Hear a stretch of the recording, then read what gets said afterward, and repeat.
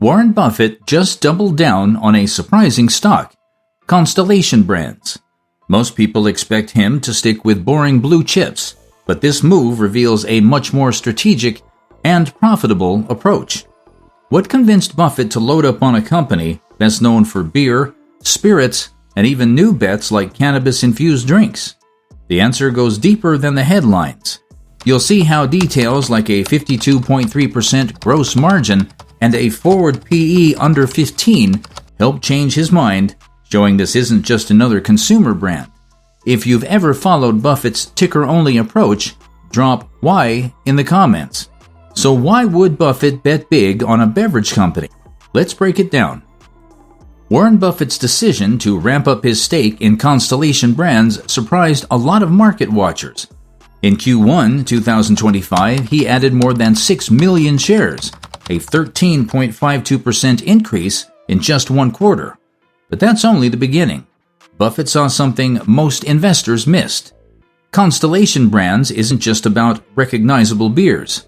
Beyond Corona and Modelo, they're moving into premium spirits, ready-to-drink cocktails, even cannabis beverages, diversifying where margins can stay high.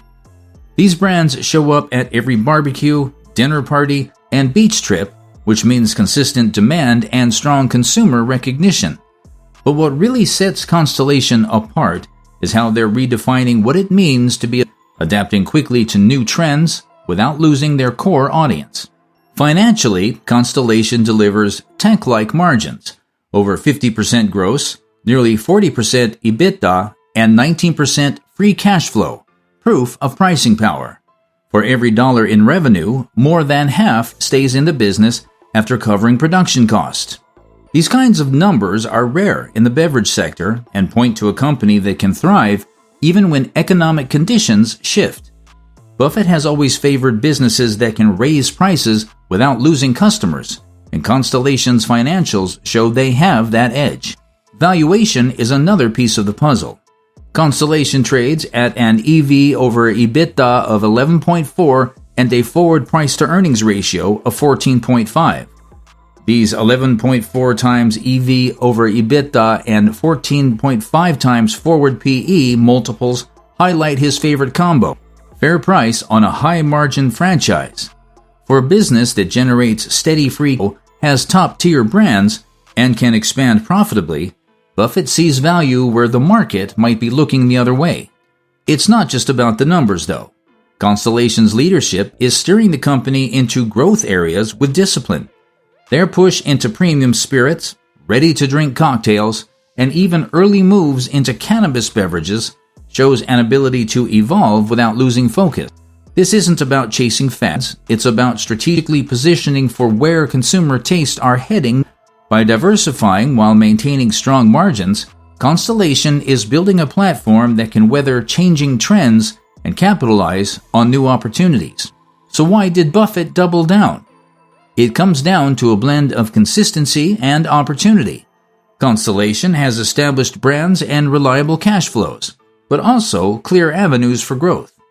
The company isn't just selling beverages, it's creating a resilient, adaptable business model that can generate returns through both stability and innovation. That combination is classic Buffett, a business with real pricing power, strong fundamentals, and the flexibility to grow. Buffett's move challenges the idea that his investments are always about sticking to safe, familiar sectors. Instead, it's a reminder that he looks for underlying value, steady cash flow, industry leadership, and the capacity to expand profitably, regardless of the industry label. With Constellation Brands, these qualities are built in, even if most investors haven't caught on yet. But Buffett wasn't the only heavyweight investor making bold moves in Q1 2025. Another well-known name took a completely different approach, placing a dramatic single-stock bet that turned heads across Wall Street. This next story shows what happens when a legendary contrarian puts all his chips in one company. In Q1 2025, Michael Burry sold everything and put every dollar into a single stock, Estée Lauder. For a legendary contrarian who once bet against the housing market, this was a move that stunned even his closest followers. Estée Lauder isn't exactly a market favorite these days. Sales slid from $17 billion to $15 billion, while net income plunged to $390 million. To most investors, that's a sign to steer clear. For Burry, it's a signal to pay attention. Despite those headline numbers, Estée Lauder still boasts a 73% gross margin and generated $1.44 billion in free cash flow, showing its pricing power and resilience. That's the kind of hidden strength Burry hunts, out-of-favor cash machines. The company's ability to sell premium products, even in a downturn, points to deep customer loyalty. These aren't just any cosmetics. They're backed by years of branding and a global reach that competitors struggle. When a business can keep margins high and cash flowing during tough times, it stands a good chance of rebounding when conditions improve. Burry's strategy is all about patience and looking past the obvious. He specializes in finding companies that are out of favor, the ones hit by bad headlines or short-term setbacks. Instead of chasing the latest trend, he digs into the fundamentals, asking whether the business can survive and thrive over the long run. In Estée Lauder's case, the answer comes down to more than just numbers. The beauty industry is famously cyclical, but high-end products have a way of bouncing back as consumer confidence returns. Estée Lauder's global customer base is less likely to abandon the brand even when times get tough, which gives the company a built-in cushion against downturns. Plus, insiders bought $8.7 million in stock recently, a quiet vote of confidence from those who know the company best. While insider buying isn't a guarantee, it's a notable signal. When executives and board members put their own money on the line, it often means they see something the market is missing. For Burry, this kind of insider activity likely reinforced his conviction that Estée Lauder's struggles are temporary, not structural. Of course, some investors will look at Estée Lauder's valuation and hesitate. A 32.5 times forward P reflects recovery expectations, a bet Burry is willing to place. That multiple is high for a company with shrinking profits, but it signals that the market believes in a turnaround. Long-term earnings growth is projected at 3.2%, hinting at a slow but steady climb back. Burry's not chasing quick wins here. He's betting that Estée Lauder's brand power, pricing strength, and free cash flow will ultimately justify, or even exceed, its current valuation. What sets Burry apart is his willingness to wait. He's comfortable sitting through volatility and criticism as long as the fundamentals tell the right story.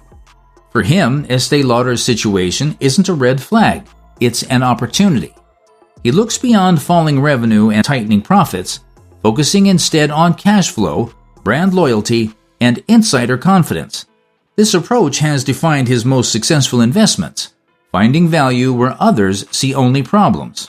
If Estée Lauder manages a recovery, it won't just validate Burry's thesis, it'll offer a lesson for anyone willing to dig beneath the surface of a struggling company. Sometimes, the best opportunities come from businesses the market has given up on, as long as their core strengths remain intact. Burry's move is a reminder that patience and conviction can be enough when you're betting on more than just the headline. But what happens when another legendary investor takes a high-conviction approach, not by waiting for a turnaround, but by backing a company that's already shifting from losses to profits? Let's look at how Bill Ackman is betting big on a business that's writing its own history. Ackman put 18.5% of Pershing Square into Uber in Q1 2025. That's not a small allocation. It's a massive vote of confidence in a company that once symbolized endless losses. Uber swung to $9.86 billion in net income and $6.89 billion in free cash flow, proof it's no longer just a growth story. Instead, it has become a cash-generating business that now sits alongside mature tech giants in terms of profitability. A 15.5 PE for a company growing revenue 30% year over year screams undervalued. Most companies with that kind of momentum trade at much higher multiples. Ackman likely sees a gap between Uber's current price and what it could be worth as the market catches up to its transformation. The numbers back him up. Uber's 3-year revenue CAGR stands at 28.5%, and analysts project a 29.3% forward EBITDA growth rate. With scale turning into profit faster than expected, Uber is showing that its business model is not just about expanding, but about doing so efficiently. Uber's turnaround isn't just about cutting costs or squeezing out a one-off profit. The company operates in over 70 countries, giving it a logistics footprint that few can match. Its platform now covers not just ride-sharing, but also delivery, freight, and other mobility services. Every additional transaction on Uber's network spreads out its fixed costs, making each ride or delivery more profitable. That's the kind of structural advantage Ackman looks for, a business that gets stronger as it grows. The shift in Uber's financials is striking. Just a few years ago, it was burning billions every quarter. Now it's posting 27% net margin, a figure that rivals mature tech companies. Uber's forward 2-year earnings per share growth is projected at 22.9%, which makes its current PE ratio look even more attractive. When a company is growing this quickly and trading at a relatively modest valuation, it stands out to investors who focus on both growth and value. Ackman's investment style often centers on companies that have crossed the threshold from burning cash to generating it. Uber fits this mold perfectly. The company's ability to turn rapid top-line growth into real sustainable profits is what sets it apart. This isn't just about chasing the latest trend, it's about identifying when a business model has reached a tipping point. Ackman's history shows he prefers to invest when a company's story is shifting from hope to proven results. Some profit-taking has happened, but Ackman sees that as noise. With a stock that's run up this much, it's normal for insiders to cash in on gains. The bigger picture is what matters. Uber's fundamentals are stronger than ever, and its growth trajectory remains intact. Ackman's willingness to make Uber his largest single company bet signals that he believes the market still underestimates what's possible as Uber cements its place as a global platform. There's also a lesson here about scale and efficiency. Uber's growth isn't just about adding more users or cities. It's about leveraging its network to drive higher margins and stronger cash flow. As the company continues to expand, each new market or service becomes more profitable, reinforcing the platform's competitive edge. That's the kind of story Ackman wants to be part of, a business that not only adapts, but thrives as it grows. This shows the power of spotting a company shifting from burn to bounty. It's not just about jumping on a hot stock or chasing headlines. The real edge comes from recognizing when a business has fundamentally changed and acting with conviction when the numbers support that story. Understanding why investors like Ackman make these big bets offers valuable insight for anyone looking to sharpen their own investment approach. Retail investors often chase headlines, missing the why behind big moves. It's easy to see a famous investor buying into a stock and feel the urge to follow suit. But the real difference comes down to understanding what's underneath the decision. Smart money, think Buffett, Burry, Ackman, rarely acts on hype or momentum alone. Their edge comes from analyzing fundamentals, sizing up valuation, and measuring a company's ability to weather storms and keep growing. Take Warren Buffett and Constellation Brands. He looks for pricing power, over 50% gross margin and 19% free cash flow on a 14.5 times forward PE. These aren't just numbers. They're signals that a business can set its own prices and keep customers coming back even as competitors struggle. For Buffett, it's not about the latest product or market buzz. It's about finding companies with durable advantages that show up in the financials. If you're evaluating a stock, ask yourself, does it have the margins and cash flow to support long-term growth? Can it raise prices without losing business? Numbers like these are rare, especially in sectors where competition is fierce and brand loyalty is hard to win. Michael Burry's all-in move on Estée Lauder is another lesson. On the surface, the company's recent performance looks shaky. Sales down from $17 billion to $15 billion, net income falling to $390 million. But Burry focused on what others overlooked: a 73.9% gross margin, and a $1.44 billion in free cash flow even during tough times. That margin tells you Estee Lauder can still premium prices and maintain loyalty among its customers. Burry's approach isn't about avoiding trouble. It's about finding the strengths that persist when most investors see only weakness. Next time you spot a slump, ask, what hidden strengths remain? Are there signs of resilience in the numbers that others are missing? Bill Ackman's conviction in Uber shows the value of timing and transformation. He identified the turning point, from cash burn to $6.9 billion free cash flow at a 15.5 times PE while growing 30%. That's timing. Uber's shift from losses to consistent profits didn't happen overnight. It was the result of scaling its platform, tightening its operations, and reaching a point where every new ride or delivery added to the bottom line. Ackman's move wasn't about catching a falling knife or jumping on a hot trend. It was about recognizing when a business model had fundamentally changed and the market hadn't fully caught up yet. For retail investors, the lesson is to watch for these inflection points when a company's story shifts from promise to proven results. Across these examples, the common thread isn't a single sector, style, or geography. Buffett, Burry, and Ackman use different strategies, but they share discipline in how they value businesses, focus on margins, and act with conviction. They don't let headlines or short-term noise dictate their decisions. Instead, they dig into the financials, understand the business model, and wait for the right moment to act. That's your homework as a retail investor. Don't just look for the next hot pick. Study the numbers, question the story, and decide if the fundamentals support your investment. The path to investing like the pros isn't about copying what they buy. It's about learning how they think, how they weigh risk, analyze opportunity, and stick to their convictions when others are uncertain. Next time you consider a stock, move past the surface and ask yourself why the business deserves your money. That's how you build real conviction and long-term results.